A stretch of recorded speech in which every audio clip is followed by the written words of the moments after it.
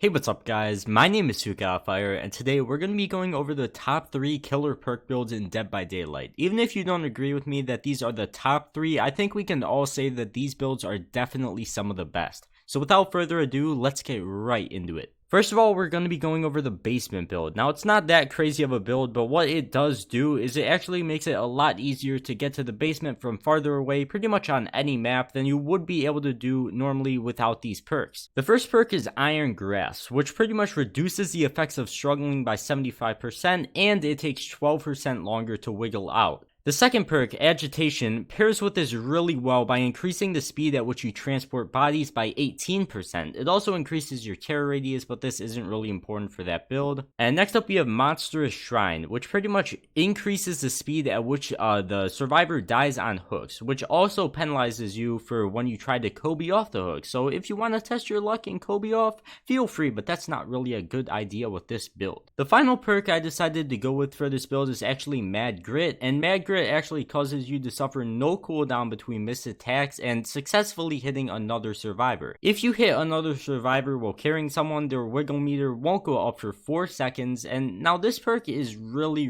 situational, and you probably won't use it as much as a perk like the Natophobia, but it does really come in handy if you get in the right situation. This setup works especially well on the Cannibal, aka Bubba, because you can pretty much just sit at the top of the basement staircase and mow anybody down if they tried to get out of the basement. Some add-ons that work well with this are the Carburetor Tuning Guide and the Primer Bulb. Both of these perks pretty much allow you to rev your chainsaw up quicker, which can work really well if you do catch a few survivors out in the basement. And next up we have the Insane Skill Checks build. Now this build pretty much pairs some of the perks together that make skill checks a lot harder to hit. The first perk is of course Unnerving Presence, which in my opinion is literally one of the best killer perks. What it does is, while in your terror radius, survivors actually have a chance of triggering skill checks by an increased 10%, and skill check success zones are 60% smaller.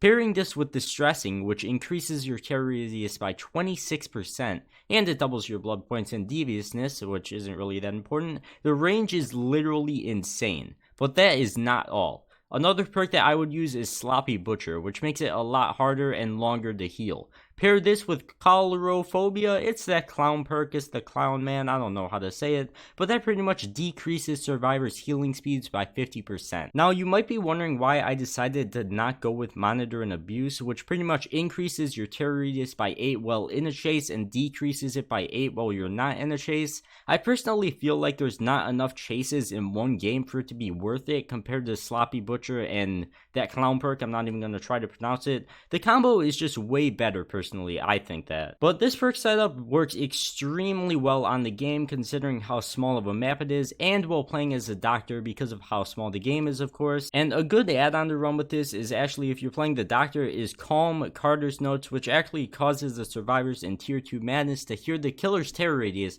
for 20 seconds right when they get into tier 2, and survivors in tier 3 to hear the terror radius until they snap out of their madness. So yes, that is a pretty spicy build. It definitely works the best on the doctor, who is definitely, probably, well not definitely, but in my opinion the best killer out there. Very tilting to play against him. Literally I have so many people, I just play as the doctor, I get in the game, I zap them once, they literally just DC.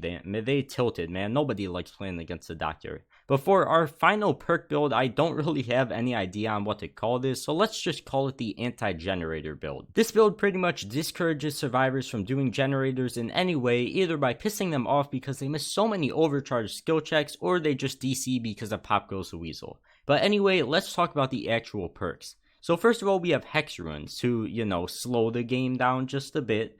But Hex Ruin actually affects all survivors and causes good skill checks to result in a negative 5% regression, or if they hit a great skill check, it grants them 0% progress. Next up we have Discordance, which, while 2 or more survivors are on the gen at the same time, that gen is highlighted for 12 seconds. This pretty much allows you a lot of time to get from gen to gen before it can actually get completed. And third, we have Pop Goes the Weasel, which if the killer kicks a gen 30 seconds or sooner after hooking a survivor, that gen is regressed by 25%, which is a very underrated, spicy perk in my opinion. And of course the final perk we have is Overcharged, and the way Overcharged works is that when a killer kicks a gen at any time, the next person to get on that gen is instantly faced with a tremendously difficult skill check.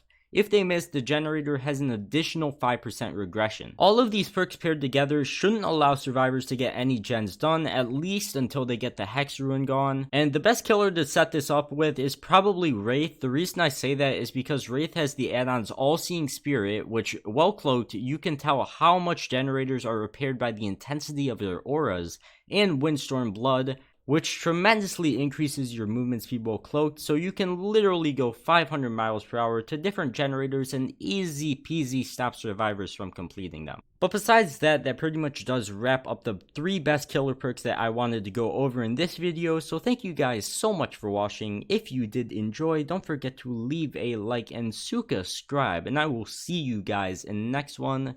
Peace.